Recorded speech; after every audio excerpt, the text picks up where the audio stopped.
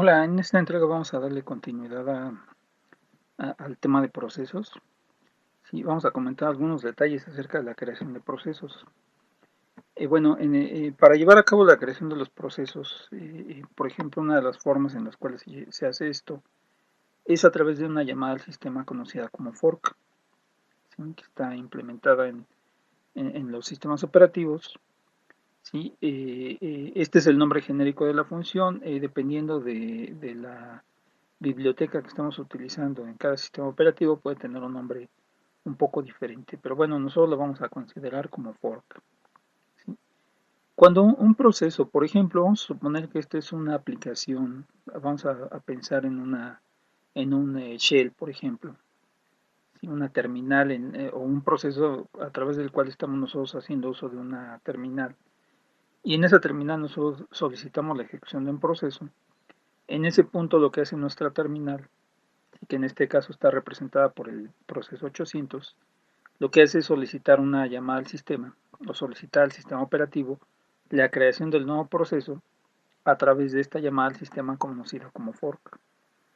¿Sí? Esta llamada al sistema lo que hace es indicarle al sistema operativo que requerimos la creación de un proceso nuevo, ¿sí? Que además va a ser una copia, en principio va a ser una copia idéntica del proceso que está generando el nuevo proceso. ¿Sí? En este contexto a este se le conoce como el proceso padre y el proceso que está creando se le conoce como proceso hijo. ¿Sí? Entonces, en principio, cuando nosotros invocamos esta llamada a través de una biblioteca, cuando invocamos un fork, eh, eh, el sistema operativo lo que va a hacer es crear una copia idéntica del proceso padre, ¿sí? Con un nuevo identificador de proceso, pero que va a contener exactamente la misma información del proceso padre. ¿Sí? Entonces, lo que hacemos en ese caso pues, es crear una copia idéntica como proceso hijo. ¿Sí? Hay dos formas en las cuales se puede proceder durante la creación de ese proceso, del proceso hijo. Por ejemplo, una de ellas es el proceso padre invoca la llamada al sistema, solicita el servicio para la creación del nuevo proceso al sistema operativo. El sistema operativo designa un nuevo identificador de proceso, reserva un espacio en memoria, ¿sí? Y lo que hace es crear una copia idéntica del proceso padre en el proceso hijo. ¿Sí? Hasta ahí, bueno, ya llevamos nosotros a cabo la creación de un nuevo proceso, ¿sí? Y como se trata de una copia idéntica del proceso padre, ¿sí? Por ejemplo, esta forma de creación de procesos se puede utilizar de tal manera que un proceso puede crear hijos para que cada uno de esos hijos lleve a cabo la ejecución de una rutina, ¿sí? Del mismo código que contenía el proceso padre. Y por esa razón es que en algunos casos se le conoce como una bifurcación. Lo que hacemos es, a través de fork, crear una copia idéntica del padre, ¿sí? Y a continuación al proceso hijo le pedimos que ejecute, por ejemplo, un bloque de código diferente del que esté ejecutando el proceso padre, por ejemplo. ¿Sí? Ahora, durante la creación del proceso nuevo, aparte de crear la bifurcación, aparte de crear una copia idéntica del proceso padre, también podemos nosotros indicarle al sistema operativo que ya que se llevó a cabo la creación del proceso nuevo, el código que contiene este proceso se tiene que sustituir por un código diferente. ¿Sí? Y en ese caso lo que nosotros vamos a tener es lo siguiente. Por ejemplo, en este caso teníamos el proceso padre que se construyó o que se creó a partir de este programa. ¿Sí? En el momento que hacemos el fork, el proceso hijo va a estar basado también en el mismo programa, porque de hecho es una copia idéntica del padre.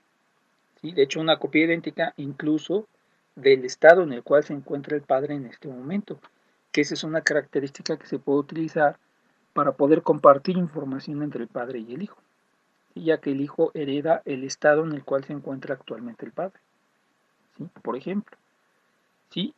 Pero bueno, una vez que se lleva a cabo la creación, ¿sí? Otra cosa que podemos hacer nosotros, ya que se creó el proceso hijo, es solicitarle al sistema operativo que el proceso hijo, ¿sí? Se construya o más bien se sustituya con una aplicación diferente. ¿Sí? En ese caso, al hacer la bifurcación, al solicitar el fork, se crea inicialmente el proceso hijo, este va a ser el proceso hijo, ¿sí? Como una copia idéntica del padre, pero inmediatamente después, haciendo uso de esta llamada conocida como exec, se le indica al sistema operativo que el código que contiene esto, ¿sí? No es el que se va a ejecutar y ese código tiene que ser sustituido por un programa diferente, ¿sí? Entonces tenemos dos formas de crear procesos considerando este tipo de llamadas. Una de ellas es simplemente hacemos un fork, obtenemos una copia idéntica del padre, ¿sí? El padre y el hijo van a compartir el mismo código, ¿sí? O bueno, van a contener el mismo código porque cada uno de ellos tiene una copia propia, ¿sí? Y cada uno de ellos, por ejemplo, podría llevar a cabo la ejecución de una sección diferente del código con el cual están ejecutándose.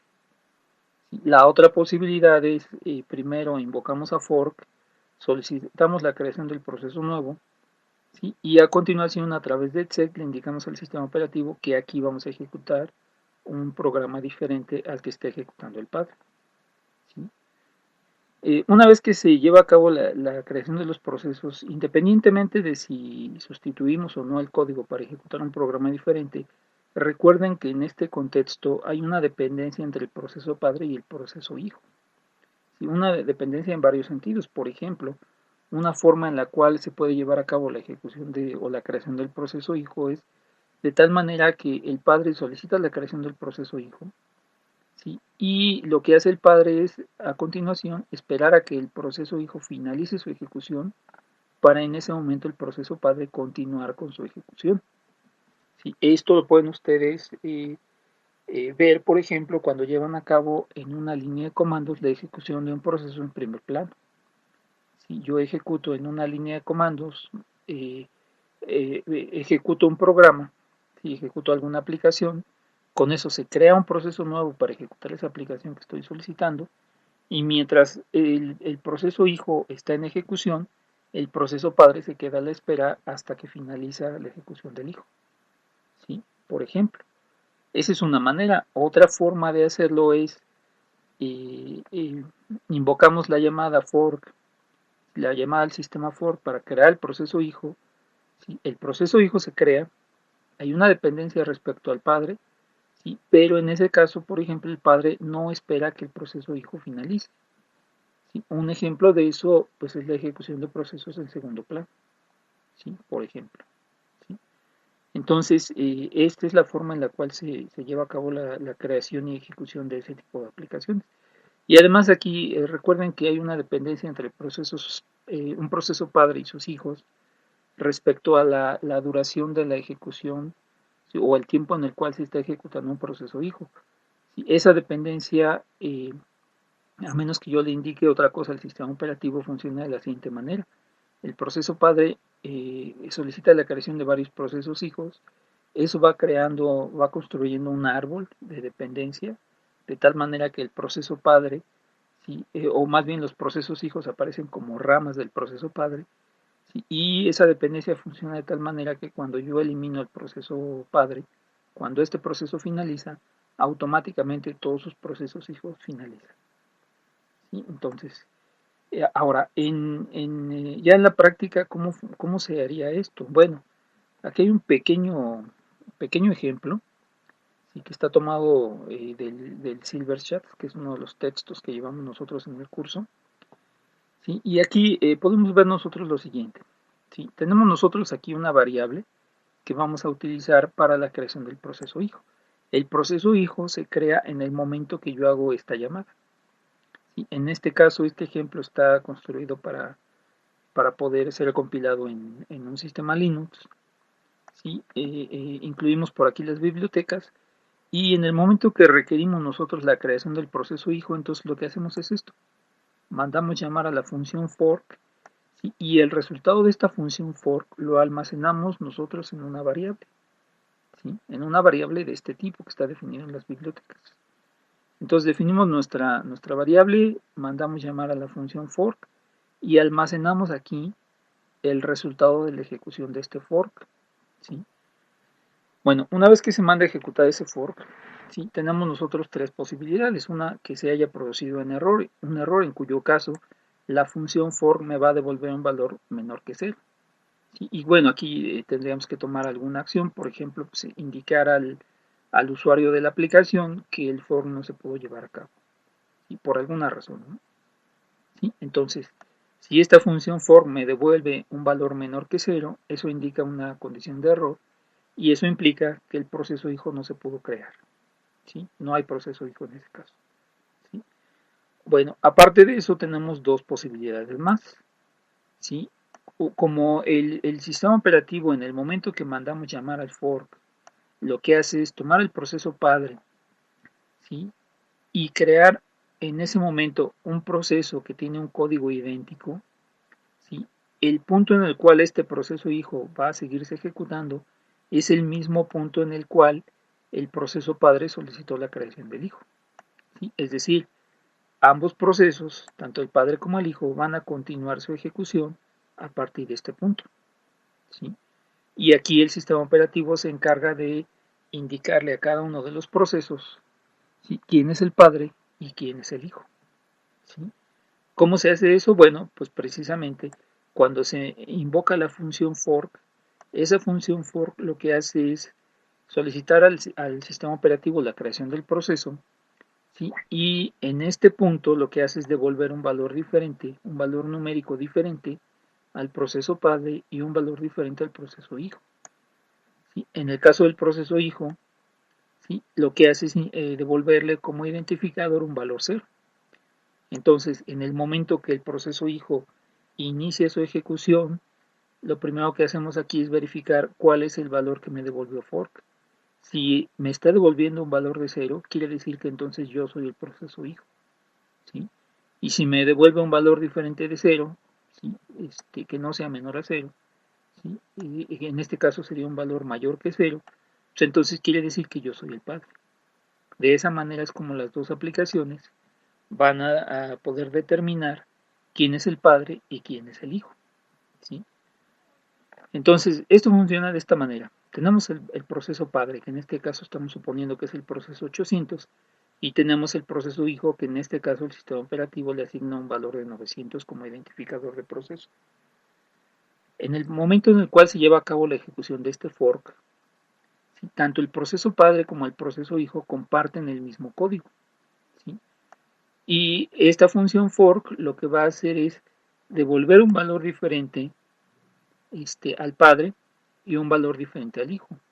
Al hijo le devuelve un valor de 0 de tal manera que el hijo comience su ejecución con un valor igual a 0, ¿sí?, en esta parte de aquí, ¿sí? Su ejecución se va a iniciar con un valor para PID igual a 0. Y para el caso del proceso padre, lo que hace es devolverle un valor mayor que 0. Entonces el proceso padre va a continuar su ejecución aquí con un valor mayor a 0. De esa manera es como se diferencia cuál es el proceso padre y cuál es el proceso hijo una vez que se continúa con la ejecución de ambos procesos, ¿sí? Por ejemplo, en este caso estamos nosotros suponiendo que este proceso hijo se está creando para llevar a cabo la ejecución de un programa diferente, ¿sí? Por esa razón es que tenemos nosotros en este programa, en este pequeño ejemplo, tenemos nosotros un exec aquí en el cual estamos solicitando al sistema operativo que una vez que se creó el proceso hijo, su código se sustituya por el que estamos indicando aquí, ¿sí? Esta sería la forma en la cual nosotros le indicamos al sistema operativo que queremos crear un proceso hijo, pero para ejecutar un programa diferente, ¿sí? Si en este ejemplo tanto el padre como el hijo fueran a llevar a cabo la ejecución del mismo código, entonces aquí simplemente omitimos este exec y en lugar del exec lo que hacemos es una llamada, por ejemplo, a una función del mismo programa, de tal manera que el proceso hijo lleve a cabo la ejecución de otro bloque de código diferente al de su padre, por ejemplo, ¿sí? Entonces, esta es la estructura que tendría en este caso nuestra aplicación, ¿sí? Ahora, respecto a la dependencia que mencionábamos acerca de si el padre tiene que esperar a su hijo, ¿sí?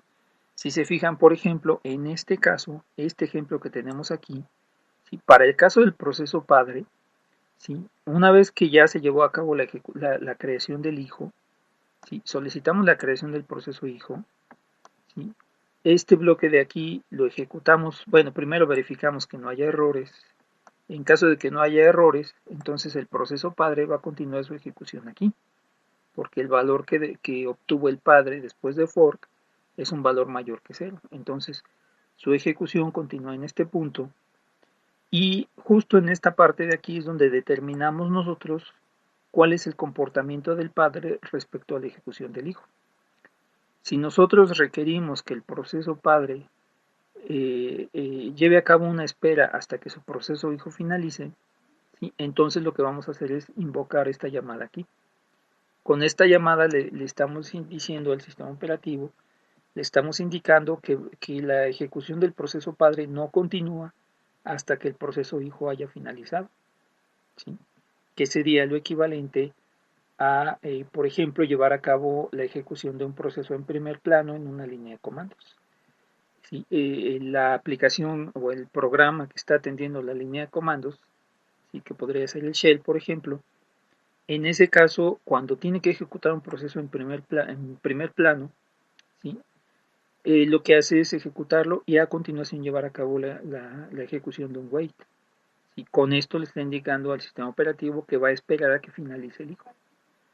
Si la ejecución de ese proceso es en segundo plano del proceso hijo, entonces simplemente no se lleva a cabo esta función, porque en ese caso pues el proceso padre no tiene que esperar a que su hijo finalice, ¿sí? Eso depende de la manera en la cual estamos llevando nosotros a cabo la creación de los procesos hijos, ¿sí?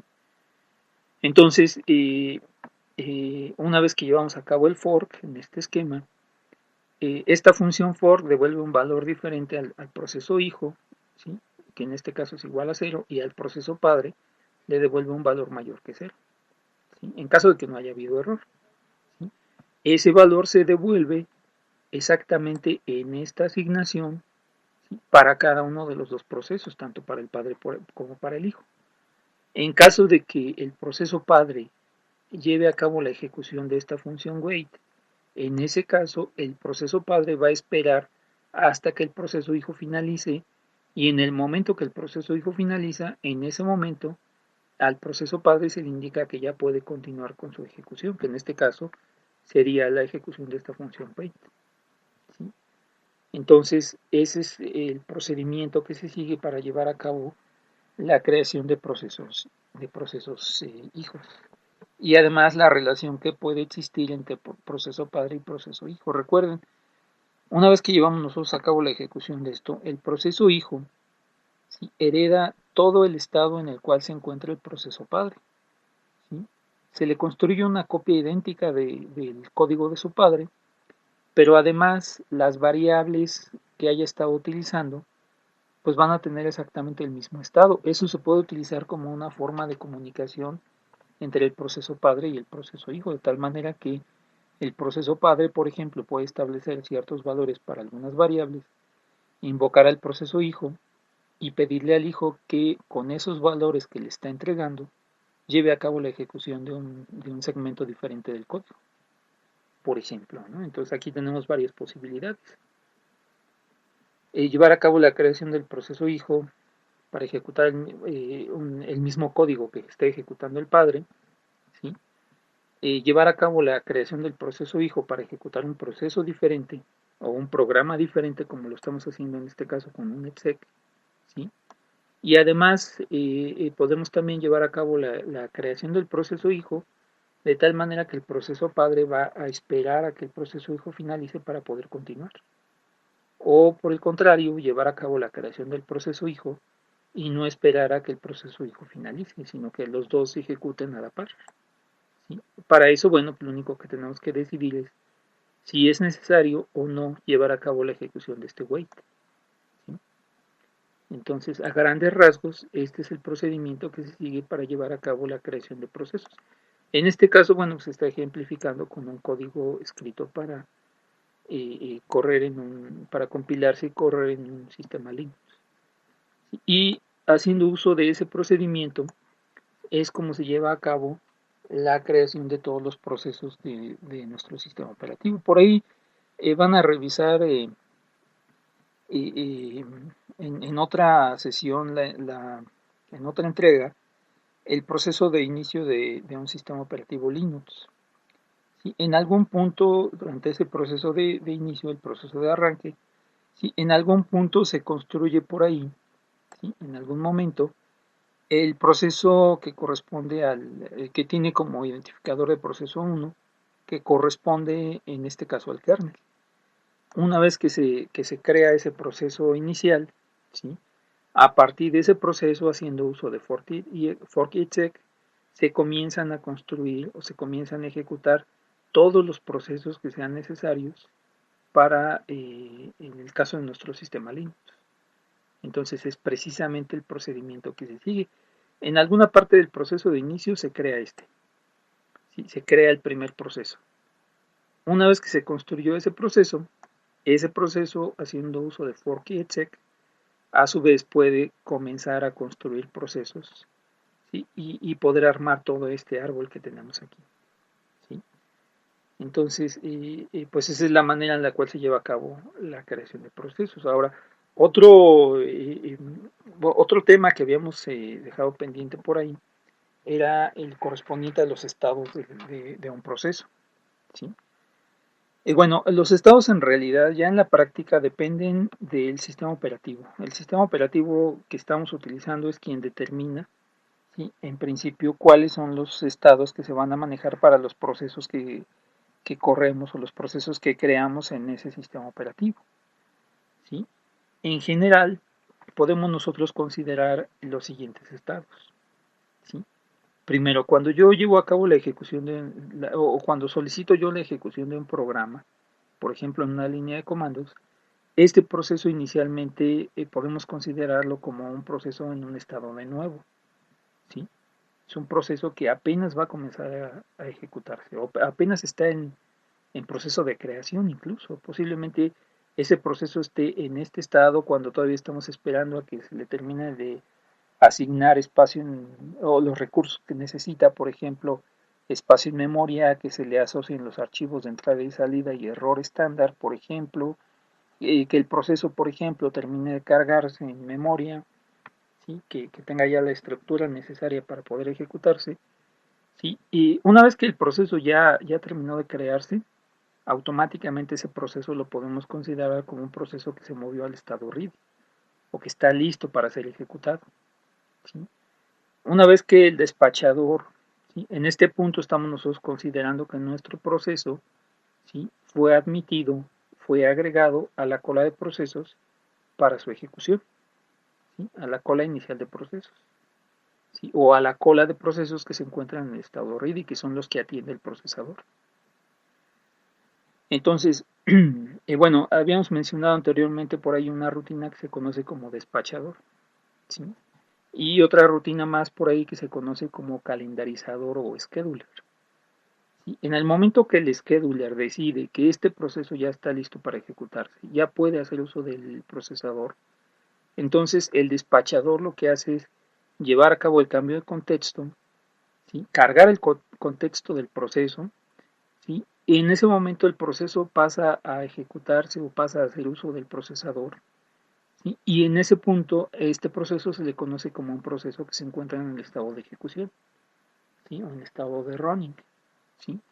En algún punto ese proceso va a ser interrumpido. Por ejemplo, si estamos nosotros trabajando en un sistema de propósito general de tiempo compartido, ¿sí? Generalmente a los procesos se les asigna una ranura de tiempo, que eso ya lo habíamos comentado en la entrega anterior.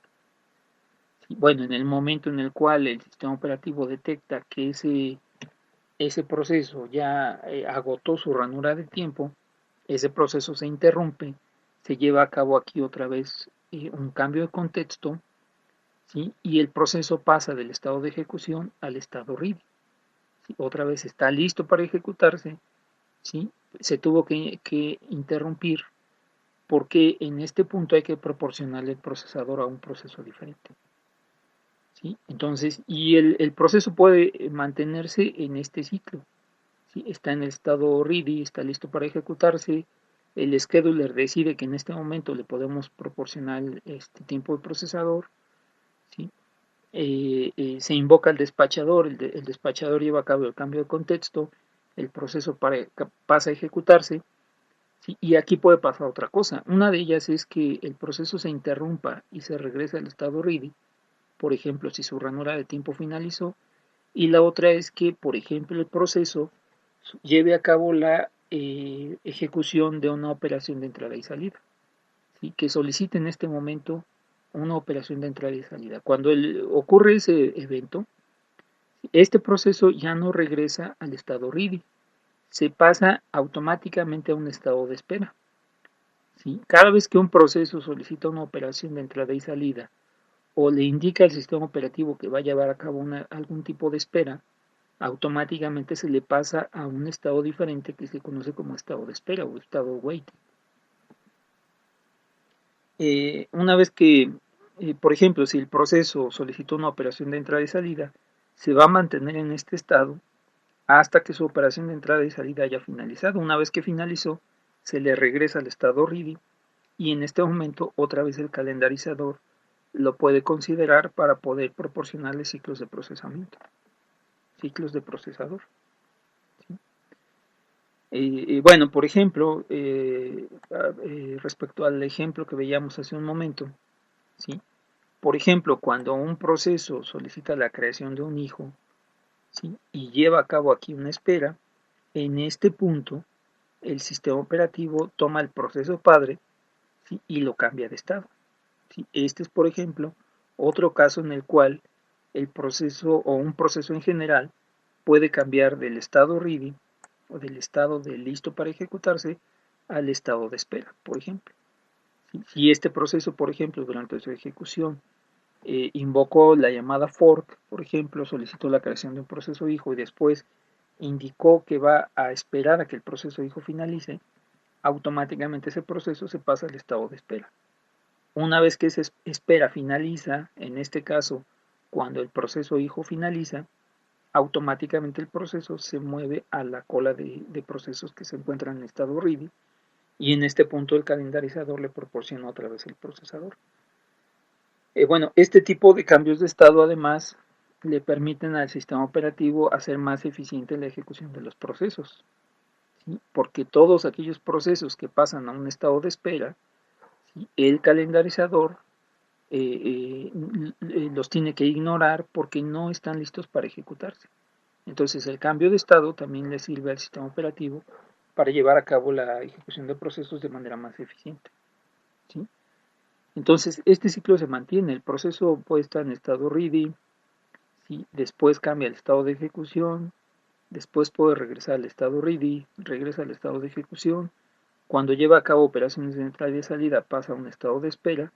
Una vez que esas operaciones o esa espera que está llevando a cabo finaliza, regresa al estado ready, cambia el estado de ejecución y del estado de ejecución, una vez que el proceso ya finalizó, pues pasa al estado finalizado, ¿sí?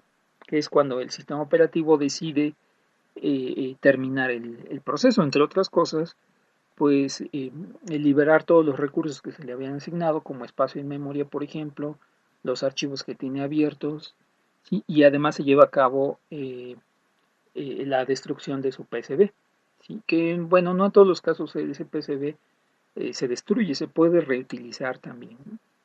¿Sí? Pero bueno, también se puede optar por llevar a cabo la eliminación del PCB, ¿sí? Finalmente, todos esos elementos, el PCB, por ejemplo, son elementos que se crean de manera dinámica que se pueden destruir de manera muy rápida, ¿no? El espacio de memoria que ocupan se puede liberar muy rápido, ¿sí? Y bueno, como ejemplos, pues tenemos aquí un segmento en el cual se muestra la salida de un comando ps-aux en un sistema Linux, ¿sí? Y aquí podemos observar en muchas cosas, por ejemplo, algunos de los atributos que están almacenados en el PCB de cada proceso. Por ejemplo, para el caso del proceso con identificador 1, que en este caso correspondería al kernel, ¿sí? Aquí estamos viendo en este ejemplo que el porcentaje de CPU que se le ha proporcionado es del 0.1%. El porcentaje de memoria, los espacios de memoria que se le han asignado, el estado en el cual se encuentra en este caso, ¿sí? El tiempo de ejecución, por ejemplo, ¿sí? En qué momento se comenzó a ejecutar, cuánto tiempo lleva en ejecución y cuál es el ejecutable que está, o el archivo con el cual se creó el programa con el cual se creó el proceso. ¿Sí? Esto corresponde al programa.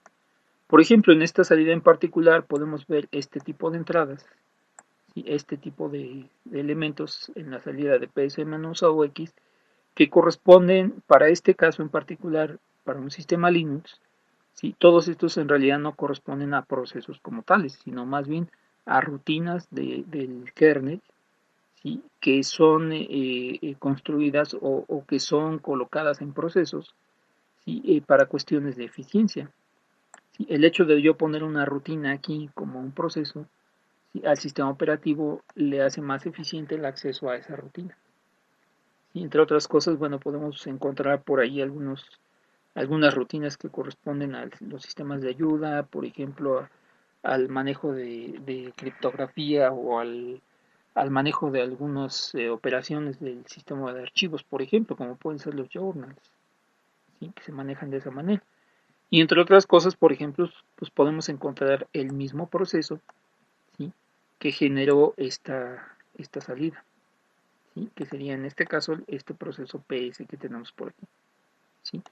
Ahora, respecto al estado, ¿sí? Bueno, cada uno de los sistemas operativos maneja sus propios estados. Por ejemplo, para este caso en particular que corresponde a la salida de un sistema Debian, ¿sí? La página de manual del comando PS me indica cuál es el significado que tiene cada uno de los códigos que se muestran en la salida del estado, ¿sí? En la columna correspondiente al estado. Por ejemplo, si vemos nosotros este proceso, ¿sí? Aquí me indica que se trata de un proceso que se encuentra en un estado de espera, ¿sí? Por ejemplo, este signo menor que, ¿sí? Me indica por acá la página de ayuda que es un proceso que tiene una prioridad muy alta, por ejemplo, ¿sí? Entonces, por ejemplo, este de aquí, si vemos nosotros, tiene como estado asignado un valor R, que me dice, en este caso, la ayuda, que se trata de un proceso que se encuentra en estado de ejecución, ¿sí? En este caso, bueno, pues es obvio porque el comando ps-aux es precisamente el comando que generó esta salida. Entonces, en el momento que se revisa la información de los procesos, este proceso precisamente se encuentra en estado de ejecución, ¿sí? En estado running, que correspondería pues al estado que nosotros indicamos por aquí, ¿sí? Bueno, entonces esa información pues depende del sistema operativo. Por ejemplo, en el caso de los sistemas Windows podemos nosotros encontrar, haciendo uso del administrador de tareas, podemos encontrar también información acerca de los procesos, pero aquí vamos a encontrar, por ejemplo, en el caso de los estados, algunos datos diferentes, ¿sí? Que corresponden también a los estados generales que comentamos por ahí, ¿sí? Por ejemplo, entre otras cosas, podemos encontrar aquí un proceso que se encuentra en un estado suspendido, ¿sí? Otros procesos, un conjunto de procesos que están en estado de ejecución. Por aquí el tiempo de CPU, que si es muy cercano a cero, pues se va a mostrar aquí como cero. Esto no quiere decir que el proceso no se le haya proporcionado ciclos de procesamiento, sino que más bien el tiempo de procesamiento es tan pequeño que no alcanza a aparecer en esta escala. ¿Sí? El espacio de memoria que ha utilizado y algunos otros datos más por ahí, como el identificador de proceso. Entonces, esa información varía dependiendo del sistema operativo, ¿sí? Pero en general, ¿sí? Bueno, cualquier sistema operativo, sobre todo de propósito general, ¿sí? Va a manejar algunos estados parecidos a los que estamos mencionando por aquí, ¿sí? Bueno, también respecto al estado de los procesos, la ejecución de los procesos la podemos también visualizar de esta forma, que este es otro esquema que estamos tomando también del Silverchat, ¿sí? Que es bastante claro. Cuando tenemos nosotros un proceso que se encuentra en estado ready, que está listo para ser ejecutado en el procesador, en el momento que a este proceso se le proporciona acceso al procesador, pueden ocurrir varios eventos, ¿sí? Hay varias situaciones por las cuales puede pasar este proceso. Por ejemplo, una de ellas puede ser que este proceso solicita una operación de entrada y de salida. En ese caso, ese proceso, ¿sí? Se le va a cambiar de estado, ¿sí? Y se va a mantener en ese estado hasta que su operación de entrada y salida haya finalizado. En ese momento el proceso se regresa al estado listo para ejecución, ¿sí? Otra posibilidad, por ejemplo, es que una vez que este proceso se le proporciona acceso al procesador, su ranura de tiempo finalice. En ese caso, el proceso se tiene que interrumpir porque el intervalo de tiempo que tenía para ejecutar ya finalizó. En ese caso, el proceso se regresa inmediatamente a la cola de estado ready y queda a la espera de que el calendarizador o el scheduler le proporcione nuevamente en algún momento acceso al procesador. Bueno, otra posibilidad podría ser, por ejemplo, cuando el proceso, una vez que se le proporciona acceso al procesador, lleva a cabo la creación de un proceso hijo. Y en ese caso, por ejemplo, pues el proceso podría optar por esperar a que su hijo finalice. ¿Sí? En caso de que eso ocurra, pues entonces el proceso se va a quedar también en un estado de espera por aquí hasta que el proceso hijo finalice y en ese momento se le regresa al estado libre. ¿Sí? También, por ejemplo, puede ocurrir esto cuando un proceso lleva a cabo alguna operación, ¿sí? Y, por ejemplo, está a la espera de una interrupción, ¿sí? Que eso es algo que vamos a comentar un poquito más adelante. Cuando el proceso se le interrumpe por alguna razón, ¿sí? El proceso también queda en un estado de espera hasta que esa interrupción ocurra y en el momento que eso ocurra, entonces otra vez se le regresa al estado de ejecución o bueno, al estado de listo para ejecutar, ¿sí? Entonces, bueno, son algunos de los eventos que pueden ocurrir cuando nosotros llevamos a cabo este, eh, la ejecución de un proceso, ¿sí? Bueno, y respecto a la misma información que se menciona o que se muestra aquí en este esquema, si se fijan ustedes, cuando el proceso, por ejemplo, solicita una operación de entrada y salida, aquí se menciona que el proceso se mueve o se ubica en una cola de espera de entrada y salida, ¿sí? Bueno, por ahí ya habíamos revisado previamente un esquema como este, en el cual tenemos nosotros un conjunto de procesos. ¿Sí? El calendarizador determina cuál es el proceso que se va a ejecutar, a cuál de estos procesos le vamos a proporcionar el procesador en este momento, ¿sí? Y a través del despachador se lleva a cabo el cambio de contexto, este proceso se comienza a ejecutar y, por ejemplo, si este proceso en este punto lleva a cabo la ejecución de una operación de entrada y salida, ese proceso, además de cambiar de estado, ¿sí? También el cambio de estado implica moverlo a una posición diferente, ¿sí? Respecto a las colas de procesos. Este proceso, ¿sí? En realidad se va a eliminar de esta cola, la cola donde se encuentran los procesos que están listos para ejecutarse, y se le va a asignar automáticamente a una cola en la que se encuentran los procesos que están a la espera de alguna operación, ¿sí? Entonces, cuando el proceso lleva a cabo la ejecución de una operación de entrada y salida, ¿sí? Esta cola que estamos nosotros considerando aquí, en la que se encuentran los procesos que están listos para ejecutarse, solamente contiene aquellos procesos que están listos para hacer uso del procesador.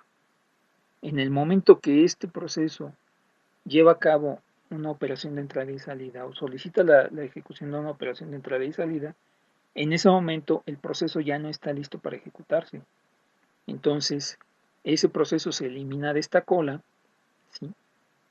Se le ubica en una cola de espera, ¿sí? Y en el momento que se le coloca en esa cola de espera, ¿sí? En ese momento ese proceso va a cambiar de estado y también va a cambiar este, de eh, vamos a cambiar su ubicación. Ya no se va a ubicar en la cola de espera, ¿sí? Ahora, perdón, ya no se va a ubicar en la cola de estado ready, se ubica en la cola de espera, ¿sí? Se le mueve hasta esta cola y eso me permite que en la cola de este tipo de procesos solamente se mantengan aquellos procesos que en este momento pueden hacer uso del procesador, ¿sí?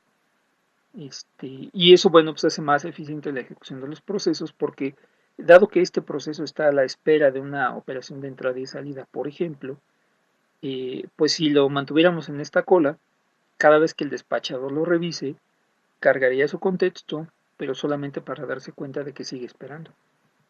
¿Sí? Entonces, para hacer más eficiente la ejecución de esto, hay un conjunto, bueno, en principio una segunda cola que se utiliza para almacenar los procesos que están a la espera, ¿sí? Y en esta cola solamente se mantienen aquellos procesos que se encuentran en el estado ready. ¿Sí? En el momento que un proceso pasa a un estado de espera, entonces ese proceso se le mueve hacia la cola de espera. ¿Sí? Y bueno, el manejo de esta cola de espera incluso puede ser un poco más complejo, porque por ejemplo podemos nosotros tener una cola de espera para un propósito diferente, ¿sí? O bueno, un conjunto de colas de espera para propósitos distintos. Por ejemplo, si el proceso va a llevar a cabo la ejecución de una operación, ¿sí?, que implica acceso a una impresora y tiene que llevar a cabo una espera, entonces pues a lo mejor el sistema operativo construye una cola solamente para mantener aquellos procesos que están a la espera de la impresora. ¿Sí? Una cola diferente, por ejemplo, para los procesos que están a la espera de un dispositivo para grabar DVDs, por ejemplo, otra para grabar, para hacer uso del escáner, ¿sí? Otra más, por ejemplo, que aquí ya no la incluí, pero podríamos incluir una cola más para los procesos que están a la espera de que sus procesos hijos finalicen. Entonces, de esta manera, el sistema operativo puede llevar a cabo la creación de toda una secuencia de colas, todo un conjunto de colas de espera, dependiendo del tipo de espera que están llevando a cabo, o dependiendo, en este caso, del tipo de dispositivo que está esperando cada uno de sus procesos. ¿Sí? Entonces, eh, aquí en realidad, para el manejo de los procesos, en realidad se manejan varias colas. Una de ellas, la cola de procesos en estado ready, que están listos para ejecutarse, que son los procesos que va a encargarse el calendarizador de estar revisando para ver a cuál de ellos le proporciona a continuación el procesador. ¿Sí? Bueno, todos aquellos procesos que cambian de estado automáticamente se mueven a una cola de espera. ¿Sí? Bueno, eso respecto a la forma en la cual se lleva a cabo el manejo de las colas de procesos. ¿Sí? En realidad podemos tener varias colas de procesos. Esto va a ser importante más adelante también cuando trabajemos con el calendarizador. ¿Sí? Ahí vamos a ver algunos otros detalles. Por ejemplo, en este caso, una vez que el proceso 100 que solicitó una operación de entrada y salida se mueve a la cola de espera correspondiente, entonces el calendarizador decide cuál es el siguiente proceso, ¿sí?, y automáticamente le proporciona el acceso al procesador a ese proceso, por ejemplo, en este caso. ¿Sí? Y aquí, bueno, pues nuevamente se hace uso del despachador para cargar el contexto del proceso nuevo, ¿sí?, en el procesador, comenzar a llevar a cabo la ejecución, ¿sí?, y una vez que ocurra alguno de los eventos que mencionábamos por acá, ¿sí?, algún evento que genere un cambio de estado en el proceso, ¿sí?, pues automáticamente el proceso se le mueve, por ejemplo, a una cola diferente. ¿Sí? Entonces, bueno, a grandes rasgos son algunos detalles importantes acerca del manejo de procesos. ¿Sí? Bueno, la cantidad de colas que se crean, ¿sí?, el tipo de colas que se manejan depende también del sistema operativo. Aquí estamos mencionando varias posibilidades, ¿no? Como pueden ser el manejo de una única cola para el estado de espera, ¿sí?, o el manejo de un conjunto de colas, dependiendo del tipo de dispositivo, por ejemplo, que podría haber una cola para cada tipo de dispositivo, ¿sí?, incluso una cola para los dispositivos y otra cola para los procesos, por ejemplo, que están a la espera de la finalización de un proceso hijo, por ejemplo. ¿Sí? Entonces, eso depende del sistema operativo en el que estamos trabajando. Y bueno, ya por último, en esta sección, hay dos detalles más que hay que considerar acerca de los procesos, que tienen que ver con la comunicación entre procesos. ¿Sí? Bueno, es muy común que cuando construimos procesos, o que los procesos de un sistema operativo requieran de tener la posibilidad de llevar a cabo la comunicación entre ellos, ¿sí?, para compartir información, por ejemplo, por alguna razón. ¿Sí? Entonces, bueno, para este tipo de operaciones básicamente hay dos esquemas que se manejan. Uno de ellos es este que tenemos representado aquí, ¿sí? Que se conoce como memoria compartida. ¿Sí? Este mecanismo se conoce como memoria compartida. Cuando dos o más procesos hacen uso de comunicación, de memoria compartida para llevar a cabo la comunicación, este procedimiento funciona de la siguiente manera. Una vez que ya están creados los procesos, vamos a suponer que tenemos el proceso 800 y el proceso 900, para llevar a cabo la comunicación, ¿sí? Alguno de estos procesos lo que va a hacer es solicitarle al sistema operativo que, aparte de su espacio de direcciones, le reserve un espacio de memoria, generalmente son espacios pequeños, ¿sí? Le reserva un espacio de memoria adicional, ¿sí? Que está reservada de tal manera que este espacio de memoria puede ser usado por el proceso 800, pero también puede ser usado por el proceso 900, ¿sí? Este espacio de memoria, además, los dos procesos lo manejan como si fuera una extensión de su memoria propia. Es decir, este espacio se maneja como si fuera una extensión del mismo espacio de memoria que tiene el proceso 800, o como si fuera una extensión del espacio de memoria que tiene el proceso 900. ¿Sí? Una vez que alguno de los procesos requiere llevar a cabo la comunicación con el otro, esa comunicación se va a dar a través de este espacio de memoria. ¿Sí? Por ejemplo, si este proceso requiere enviarle o transmitirle un valor de una variable a este otro, lo que hace es hacer uso del espacio de memoria compartida, ¿sí? Tomar esa variable, asignarle ese valor, de tal manera que el proceso 900 pueda tener acceso a él.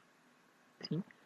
Esto, cuando se hace uso de memoria compartida, se requiere utilizar o solicitar al sistema operativo un espacio de memoria adicional, que sería la memoria compartida entre los dos procesos, dado que uno de los mecanismos de protección que proporciona un sistema operativo, ¿sí? Lo que hace es precisamente proteger el espacio de direcciones del proceso 800, de tal manera que el proceso 900 no pueda tener acceso a él, salvo que estén compartiendo un espacio de memoria común, como en este caso. ¿Sí? Entonces, en este caso, para llevar a cabo la comunicación, se solicita ese espacio compartido, y ese espacio compartido funciona de tal manera que el proceso 800 puede colocar datos aquí, de tal manera que el proceso 900 tenga acceso a ellos, y viceversa, el proceso 900 puede hacer lo mismo, tomar datos, colocarlos aquí para que el proceso 800 acceda a ellos. ¿Sí?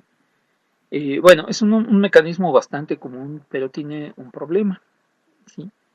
¿Qué ocurre, por ejemplo, cuando los dos procesos están tratando de acceder al mismo espacio de memoria? ¿Sí? Bueno, para eso pues necesitamos nosotros proporcionar a nuestros procesos con mecanismos de sincronización, que es un tema que vamos a abordar más adelante. ¿Sí? Pero bueno, de inicio, pues ese es uno de los mecanismos de comunicación. El otro mecanismo funciona a grandes rasgos de la siguiente manera. Tenemos nuevamente nuestros procesos 800 y 900. Cuando estos procesos requieren llevar a cabo la comunicación, esta comunicación se hace de la siguiente manera. Por ejemplo, si el proceso 800 requiere entregarle información al proceso 900, ¿sí? Esto se va a hacer de la siguiente forma. El proceso 800 construye la información, que en este caso lo vamos a llamar mensaje, construye su bloque de información, y lo que hace es solicitarle al sistema operativo, ¿sí? Que sea este quien le haga la entrega de la información al proceso 900. Entonces, en este caso, el proceso 800 construye su mensaje que contiene la información que le quiere entregar al proceso 900, se le entrega al sistema operativo y le solicita al sistema operativo que esa información le sea entregada al proceso 900. ¿Sí? Entonces, en este caso se hace uso del sistema operativo como intermediario, ¿sí? Para llevar a cabo un manejo de entrega de información, ¿sí? Como si se tratara de mensajes. ¿Sí? De hecho, ese es el nombre que recibe este mecanismo. ¿Sí? Se conoce como paso de mensajes, precisamente. Entonces yo, cuando necesito comunicarme con el proceso 900, construyo un mensaje, el mensaje se le entrega al sistema operativo, y a través de una llamada al sistema, ¿sí? Le solicitamos al sistema operativo que me permita llevar a cabo la comunicación con el proceso 900. ¿Sí? Le entrego el mensaje y el sistema operativo es el encargado de entregar ese mensaje al proceso 900. ¿Sí? Entonces, en este caso, no requerimos necesariamente un mecanismo de sincronización porque en realidad no estamos haciendo uso de datos compartidos. ¿Sí? El flujo de información que va del proceso 800 al proceso 900 tiene al sistema operativo como intermediario. ¿Sí? Y además si vamos a tener la comunicación entre ambos procesos de manera bidireccional, el flujo de información del proceso 800 al 900 es diferente y es independiente del flujo de información que pueda haber entre el proceso 900 y el 800. Si este proceso requiere entregar información al proceso 800, va a seguir un procedimiento similar. ¿Sí? Va a armar su propio mensaje, se lo entrega al sistema operativo y el sistema operativo es quien se va a encargar de entregarlo al otro proceso. ¿Sí? Tal cual como un sistema de manejo de mensajes. ¿Sí? Entonces son dos mecanismos de comunicación que podemos encontrar en los sistemas operativos y ambos se pueden utilizar en la práctica, ¿no? ¿Sí? Por ejemplo, para el caso de la memoria compartida, pues hay bibliotecas que nos proporcionan los sistemas operativos para solicitar estos espacios de memoria. ¿Sí? Y una vez que se crea un espacio de memoria compartida, ese espacio de memoria puede ser anexado al proceso 800 y al proceso 900 en este caso. Y para este caso, por ejemplo, ¿sí? También tenemos implementaciones en los sistemas operativos que nos permiten establecer la comunicación entre estos dos procesos, ¿sí? A través del sistema operativo. ¿Sí? Esto, bueno, va a ser importante más adelante, principalmente este mecanismo que es uno de los más utilizados, porque precisamente para hacer uso de este se requiere implementar mecanismos de sincronización, que es uno de los temas que abordaremos más adelante. Bueno, por lo pronto sería todo. Nos vemos en la próxima.